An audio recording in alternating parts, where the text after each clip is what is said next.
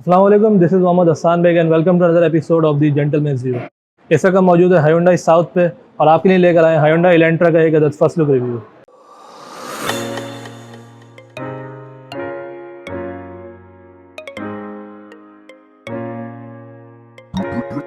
Rio.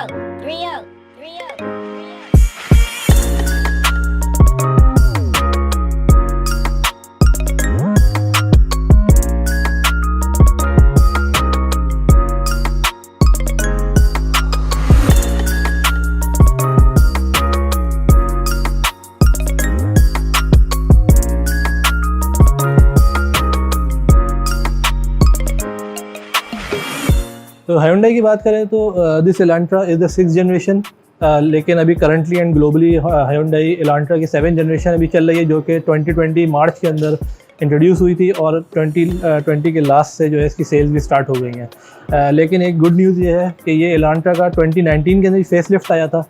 सुना यह है कि इसके बारे में काफ़ी क्रिटिसिज्म आई थी, लेकिन मुझे विजुअली इसको देख के काफ़ी एक अच्छा एस्थेटिक लुक आ रहा है। इसको अगर हम देखें तो काफ़ी बैलेंस लुक है और इसने एक ऐसे सेगमेंट के अंदर एंट्री दी है जो कि काफ़ी कॉम्पिटिटिव मामला रहा है from the 90s। Civic versus Corolla का तो रोना हर किसी ने सुना ही होगा। अब civic versus Corolla versus Elantra का रोना स्टार्ट होने वाला है, तो अब देखते हैं इसमें कौन सी सबसे टॉप पे जाती है। हमारी बेट्स एलेंट्रा के साथ है बिकॉज ऑफ द फीचर्स। अगर ये आफ्टर सेल सर्विस इतनी बेहतरीन दे पाते हैं तो ये एक बहुत कॉम्पिटिटिव मामला साबित हो सकता है। अच्छा, सबसे पहले अगर हम गाड़ी के एक्सटीरियर लुक की बात करें तो फ्रंट को देख के सबसे पहले जो माइंड में गाड़ी आती है वो है लेक्सस LFA, जो कि एक सुपर कार है और काफ़ी एग्रेसिव सुपर कार है। इसकी भी लाइट का डिज़ाइन काफ़ी उससे ही इंस्पायर्ड लगता है। बड़े शार्प कॉर्नर्स हैं गाड़ी के अंदर, काफ़ी प्रोमिनेंट एजेस हैं गाड़ी के अंदर, जो कि इसको काफ़ी डिफाइनिंग लुक दे रहे हैं। अगर हम इसकी LED लाइट्स की बात करते हैं तो ये फेस लिफ्ट का हिस्सा थी। फेस लिफ्ट के अंदर बहुत सारी चीज़ें गाड़ी के अंदर चेंज हुई थी। इसका बम्पर चेंज हुआ, लाइट चेंज हुई, इसकी बम्पर नेट जो थी वो वाइड हो गई, शेप तकरीबन वैसा ही रहा, फेंडर्स चेंज हुए। इसकी LED tetra housing LED lights हैं, जिसके अंदर 2 हाई बीम है, 2 नॉर्मल मोड है और इसके अंदर running daytime LED lights दी गई हैं।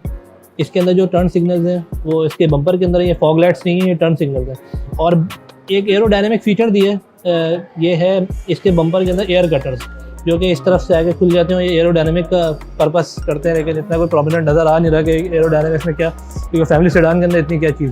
उसके बाद अगर हम इसकी ग्रिल देखें तो इस गाड़ी के अंदर ग्रिल नहीं है, लेकिन बम्पर नेट काफ़ी वाइड है, जो कि ट्रंक ग्लिट से लेके नीचे तक जा रही है डिफ्यूज़र तक, और इसके अंदर क्रोम से गार्निश दिया गया है, तो एक काफ़ी ज़बरदस्त लुक है।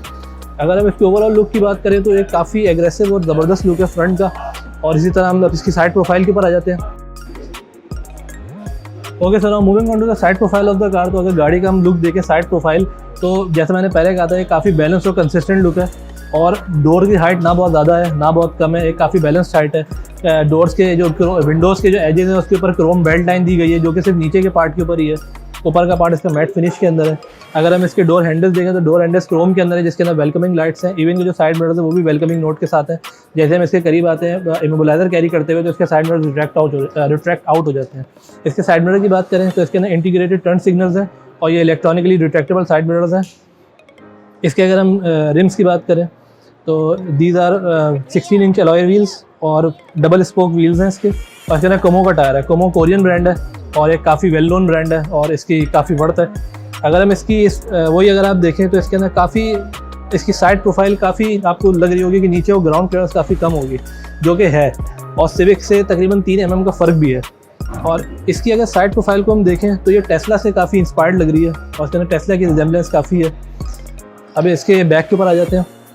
Okay sir, moving on to the back of the car.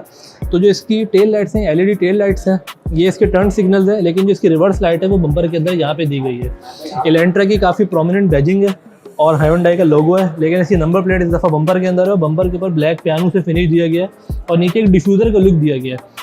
ये GLS मॉडल है, तो GLS मॉडल के अंदर इसका ये एक स्टॉक डिज़ाइन है। लेकर अगर इसका स्पोर्ट्स मॉडल की तरफ जाए जो कि ग्लोबली अवेलेबल है, तो उसके अंदर यहाँ पे एक्स्ट्रा डिफ्यूज़र भी होता है। अगर हम इसके ट्रंक क्लिट की बात करें तो इसके अंदर काफ़ी एज दिया हुआ है, तो स्पॉयलर की ज़रूरत वैसे नज़र नहीं आती। इसके बूट का एक बड़ा स्मार्ट सिस्टम है खोलने के लिए, ये टच सिस्टम है, यहाँ से इसका बूट जो है ओपन हो जाता है। 407 लीटर्स का बूट स्पेस है, जो कि 2 बड़े साइज़ के सूटकेस फिट करने के लिए काफ़ी इजी है। और इसकी एक अच्छी बात यह है कि इसकी जो सीट्स हैं ये फोल्ड डाउन हो जाती हैं। बैक पे पार्किंग इसका कैमरा है। और अगर इसकी ओवरऑल लुक की बात करें तो इसके जो एक चीज़ की कमी है वो है पार्किंग सेंसर्स। गाड़ी के अंदर थर्ड ब्रेक लैम्प भी दिया गया है और साथ के अंदर शार्क फिन एंटीना भी इसकी गाड़ी के अंदर दिया गया है।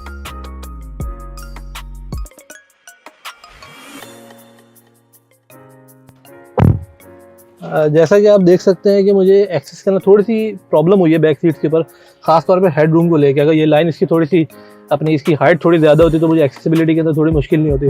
और जो इसका जो लेग रूम है वो भी सेडान के हिसाब से थोड़ा सा कम है, क्योंकि ये मुझे सीट थोड़ी सी आगे करनी पड़ी है ताकि मैं ईजिली इसमें बैठ सकूँ। जब इसको बिल्कुल ही बैक पे ले आते तो मेरे घुटनों से बिल्कुल टच हो रही थी, इवन कि मुझे थोड़ा सा बैंड करना ही पड़ रहा होता है। लेकिन अगर हम इसकी कुशनिंग की बात करें तो इसकी सीट की कुशनिंग बड़ी ज़बरदस्त है। इसका फैब्रिक काफ़ी प्रीमियम क्वालिटी का है। इसके अंदर एक कप होल्डर है और आर्म रेस्ट है, इसमें 2 कप होल्डर है। सबसे अच्छी बात यह है कि इसके अंदर रेयर एसी वेंट्स भी हैं जिनको आप ऑन ऑफ भी कर सकते हैं। उसके बाद हमारे पास यहाँ पे एक अलग से डोम लाइट भी दी गई है और इसके अंदर आइसोफिक्स चाइल्ड सीट भी है। अगर हम सिर्फ सेफ्टी की बात करें तो इसके अंदर रेयर पे 3 सीट बेल्ट दी गई हैं, लेकिन अनफॉर्चुनेटली कोई एयरबैग नहीं है। लेकिन इस सेगमेंट की गाड़ी में किसी में एयरबैग आता भी नहीं है।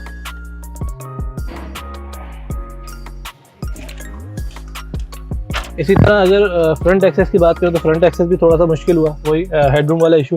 लेकिन जब आप गाड़ी के अंदर बैठ जाते हो तो हेडरूम इतना ज़्यादा इशू नहीं रहता, जो सिर्फ एंट्री के अंदर इशू होता है वैसे नहीं। अच्छा, सबसे पहले अगर हम स्टीयरिंग व्हील की बात कर लें तो स्टीयरिंग व्हील जो है वो 2 वे एडजस्टेबल है, टेलीस्कोपिक भी है, टिल्ट भी है। स्टीयरिंग व्हील के पास कंट्रोल्स हैं, ये आपके मल्टीमीडिया कंट्रोल्स हैं, कॉल आंसरिंग कंट्रोल्स हैं। और अगर राइट साइड के पास देखें तो क्रूज कंट्रोल्स के ऑप्शन है। जो इसकी सीट्स हैं उनकी एक अच्छी बात यह है कि इस सेगमेंट के अंदर किसी भी गाड़ी के अंदर इलेक्ट्रिक सीट्स नहीं आई हैं। जो इसकी हायोंडाई एलांट्रा की जो सीट्स हैं, खासतौर पर ड्राइविंग सीट, ये 10 वे एडजस्टेबल है इंक्लूडिंग लंबर सपोर्ट। और जो आपकी पैसेंजर सीट है वो भी तकरीबन 6 वे एडजस्टेबल है और इसके अंदर भी हाइट एडजस्टमेंट शामिल है, लेकिन ये मैनुअल है। अगर हम इसके डैशबोर्ड की बात करें तो डैशबोर्ड के ऊपर ज़बरदस्त तरीके की मतलब फीचर्स हैं इसके ऊपर और एक बड़ी ज़बरदस्त और खूबसूरत डिज़ाइनिंग है। पिक्चर्स में देख के मैंने लोगों के कमेंट्स पढ़े थे, वो बोल रहे थे कि इतनी ज़्यादा एस्थेटिक लुक नहीं है, लेकिन अगर इनको एज अ पर्सन विजिट करें इस गाड़ी को तो उसके अंदर आपको देख के अंदाज़ा होगा कि माइनर डिटेल्स उसके अंदर इतनी प्रोमिनेंट है कि जिससे इसका एस्थेटिक लुक काफ़ी अच्छा आ रहा है। जैसे इसके अंदर आप यहाँ पे देखिए ब्रश एल्युमिनियम फिनिश दिया गया है, यहाँ पे कार्बन फाइबर की लाइनिंग दी गई है, छोटी छोटी जगहों पे एल्युमिनियम लाइनिंग थ्रू आउट आपको कंसिस्टेंट नजर आएंगी। इवन के एयर वेंट्स के ऊपर भी एल्युमिनियम लाइनिंग का एक बेहतरीन डिज़ाइन बनाया गया है। अब हम इसके सेंटर कंसोल की बात करें तो इसके अंदर यहाँ पे आर्म रेस्ट है, जिसके अंदर एक चार्जिंग डॉक दिया गया है USB का, कन्वेंशनल हैंड ब्रेक है। सिविक के अंदर वो आता है, इलेक्ट्रॉनिक पार्किंग आता है इसके अंदर ये। उसके बाद अगर गेयर शिफ्टर के बाद देखें तो पियानो ब्लैक से काफ़ी ज़बरदस्त फिनिशिंग की हुई है और लेदर शूट दिया हुआ है, तो काफ़ी उसको प्रीमियम टाइप दे रहा है। गाड़ी के अंदर डुअल जोन क्लाइमेट कंट्रोल है, तो आप बाकायदा जोन्स के अंदर डिवाइड करके अपने हिसाब से उसको टेम्परेचर एडजस्ट कर लें। बड़ा वाले को सर्दी लग रही है कोई मसला नहीं, आप अपना टेम्परेचर उसके हिसाब से सेट कर लें। यहाँ पे हैज़र्ड लाइट्स दी गई हैं। हमारे पास यहाँ पे 7 इंच की स्क्रीन है जिसके अंदर तकरीबन सारे ही फंक्शन अवेलेबल है जो नॉर्मल एंड्रॉइड के अंदर होते हैं। अगर हम इसके स्पीड क्लस्टर की बात करें तो इसके सेंटर के अंदर 4.2 इंचेस की LCD स्क्रीन दी गई है। ये सेम स्क्रीन है जो कि हायोंडाई ट्यूसॉन के अंदर आपको मिलेगी और इसके अंदर हमारे पास बेसिक सारे फंक्शन हैं और यहाँ तक कि हम इसके जो कंट्रोल्स हैं वो यहाँ जो बेसिक कुछ फीचर्स हैं हम यहाँ से भी उनको कंट्रोल कर सकते हैं, ऑटो लाइट्स वगैरह इस तरह की सारी चीज़ें। अगर हम इसके रेयर व्यू मिरर की बात करें तो इसके अंदर मैनुअल डिमिंग है, एक नॉर्मल फंक्शन है। ऑटो डिमिंग तो बड़ी गाड़ियों में आता है, जिस तरह कैमरी हो गई, एकॉर्ड हो गई, और एक छोटी गाड़ी जो कि नीसेंट डेज है उसके अंदर मैनुअल ऑटो डिमिंग का आता है। इन गाड़ियों के अंदर मैनुअल डिमिंग है। इसके अंदर रेन सेंसिंग वाइपर्स हैं और इसके अंदर यहाँ पे एक सनग्लास का होल्डर है और सनग्लास होल्डर के साथ यहाँ पे डोम लाइट्स हैं और साथ में यहाँ पे सनरूफ का कंट्रोल है और जो कि सनरूफ अभी आप आपको थोड़ी देर में खोल के दिखाएंगे। तो ओवरऑल यहाँ पे अगर हम यहाँ पे नोट करें तो एक ऐड ऑन है जो दूसरी गाड़ी में नहीं मिलता, वो है यहाँ पे एक इसका वायरलेस चार्जिंग डॉक। उसके साथ में 12 वोल्ट पावर सप्लाई है कि अगर आपका मोबाइल कंपेटेबल नहीं है तो आप यहाँ से लगा लें। एक USB है और एक ऑक्सिलरी है। तो देखा जाए तो गाड़ी तकरीबन हमारे हिसाब से एक लोडेड है अभी तक की जितनी भी गाड़ियाँ आ चुकी हैं। अगर हम इसके डोर पैनल्स की बात करें तो वही एल्युमिनियम लाइनिंग हमें डोर्स के ऊपर भी दिखेंगी जो कि कंसिस्टेंट है। इसके कंट्रोल्स हैं जो कि ब्लैक फिनिश के अंदर है। इसके अंदर गाड़ी के अंदर टोटल 6 स्पीकर्स हैं, 4 इन ईच डोर, और 2 जो हैं वो ट्विटर्स हैं, वो एक्चुअली स्पीकर्स नहीं है, ट्विटर है। अगर हम इसके राइट साइड के ऊपर कंट्रोल्स की बात करें तो यहाँ पे मीटर्स की जो ब्राइटनेस है उसके कंट्रोल है और साथ में ट्रैक्शन कंट्रोल है। अब हम इसके ड्राइव मोड की बात कर ले तो गाड़ी के अंदर तकरीबन 4 ड्राइव मोड्स हैं। इसका सबसे पहला इको, दूसरा नॉर्मल, स्पोर्ट्स और स्मार्ट। हमें 3 के बारे में तो बिल्कुल पता है कि तीनों मोड्स क्या होते हैं। सबसे ज़्यादा जो हम लोगों को एक नई चीज़ है हमारे लिए वो है स्मार्ट मोड। तो स्मार्ट मोड के अंदर मैं आपको बताऊं तो स्मार्ट मोड एक एडेप्टिव सिस्टम है जिसके अंदर गाड़ी आपके अपनी ड्राइविंग स्टाइल को अडेप्ट करती है।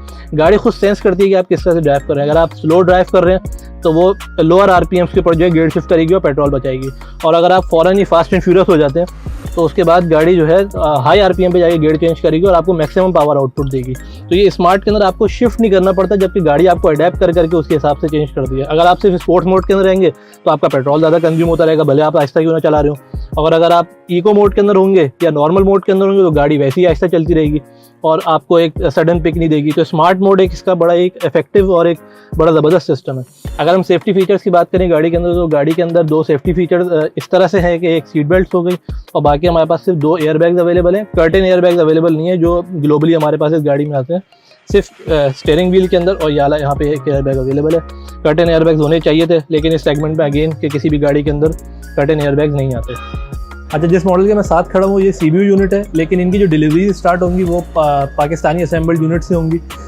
इसका जो ये मॉडल है ये GLS स्पोर्ट मॉडल है। ये सिर्फ एक ही वेरिएंट में आया फुल फंक्शंस के साथ। इसके अंदर फुल फीचर्स हैं और इसके अलावा जो फ्यूचर्स के अंदर जो इसके वेरिएंट्स आ सकते हैं उनमें 1.6 लीटर वाला एक वेरिएंट है और स्पोर्ट्स वेरिएंट आ जाए तो वो भी काफ़ी अच्छा है ताकि हमारी सिविक टर्बो से कंपेयर हो सके। अगर हम इसकी पावर ट्रेन की बात करें तो इसके अंदर 2 litre multi point injection fuel system है।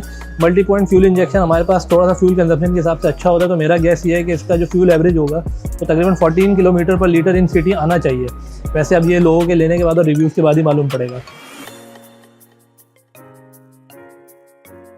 इस वीडियो में कुछ चीज़ें इंटेंशनली मिस की गई हैं जिस पर एक्सपर्ट रिव्यू में डिटेल में बात होगी।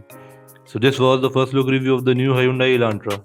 कमेंट सेक्शन में अपना फीडबैक देते रहा करें ताकि अप्रोच को बेहतर से बेहतर बनाएं। Don't forget to like, share and subscribe. We will see you in the next video. Until then take care. अल्लाह हाफिज़।